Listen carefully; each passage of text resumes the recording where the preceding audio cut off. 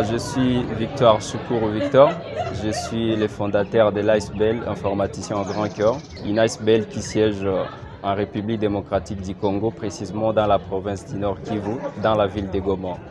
L'IceBell informaticien en grand cœur, c'est une IceBell qui a comme mission principale venir en aide aux personnes vulnérables, plus particulièrement les enfants orphelins, le veuve, le vieux et toutes ces personnes qui n'ont pas le moyen de subvenir à leurs besoins quotidiens. Dans notre domaine informatique, nous sommes beaucoup plus pris par soit la réparation des ordinateurs, la conception des logiciels et on a beaucoup plus d'occupations dans le monde informatique.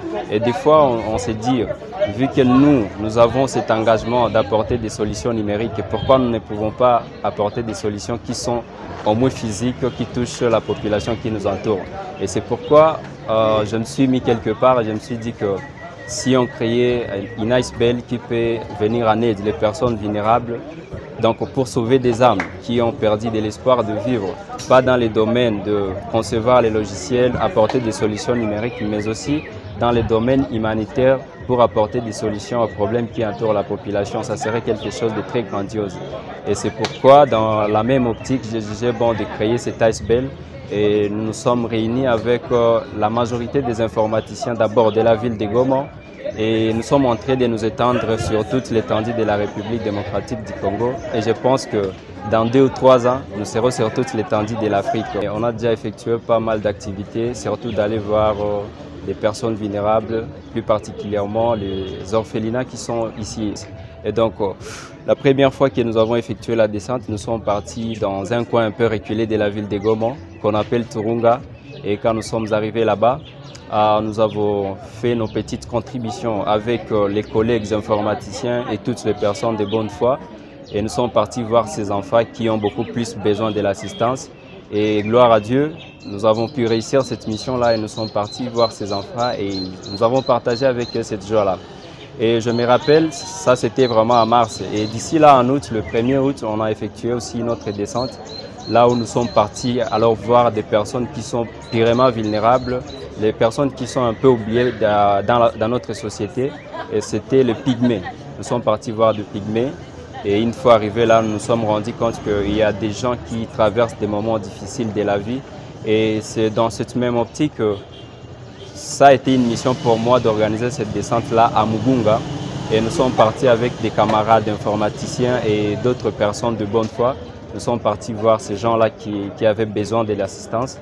Nous leur avons apporté tout ce qui était de notre mieux. Nous leur avons apporté les cache-nez, nous leur avons apporté les lave-mains, mais aussi des désinfectants pour voir comment ces peuples-là pourraient avoir cette opportunité de surmonter ces moments difficiles de la vie. Eh bien, on a fini cette descente-là, bien qu'il y a d'autres événements que nous sommes en train de penser organiser parce qu'il y a des enfants que nous avons laissés de l'autre côté. Vous allez voir les images en annexe. Et il y a des enfants que nous avons laissés là-bas qui ont un peu la gale et il y a d'autres personnes qui souffrent suffisamment. Nous nous sommes dit que nous serons en train d'organiser certaines descentes au courant de la semaine pour aller le voir avec notre médecin parce que nous avons déjà un médecin qui a intégré notre équipe et c'est avec lui que nous sommes en train de travailler pour voir comment sauver une vie. Et ça fait partie de notre devise. Sauver une vie, c'est quelque chose d'objectif pour notre IceBell. C'est sûr qu'on ne peut pas tout sauver, on ne peut pas vraiment trouver une solution à tous les problèmes qui se trouvent au niveau du pays. Mais avec le courage que nous avons, j'espère très bien que nous pouvons sauver 2 ou 3 personnes qui ont beaucoup plus besoin de l'assistance. Vous savez, en organisant ce genre d'événement, on doit nécessairement s'arrêter à plusieurs problèmes. Et jusque-là, nous nous sommes arrêtés sur les problèmes financiers. Et ça n'a pas vraiment causé un grand problème, mais ça fait partie quand même des problèmes. C'est que nous avons beaucoup plus besoin de financement ou de l'assistance de la part des autorités provinciales, nationales, internationales. Et surtout, nous faisons d'abord appel à tous les informaticiens de la République démocratique du Congo et ceux de l'Afrique en général, que l'IceBell informaticien au grand cœur existe déjà au Congo.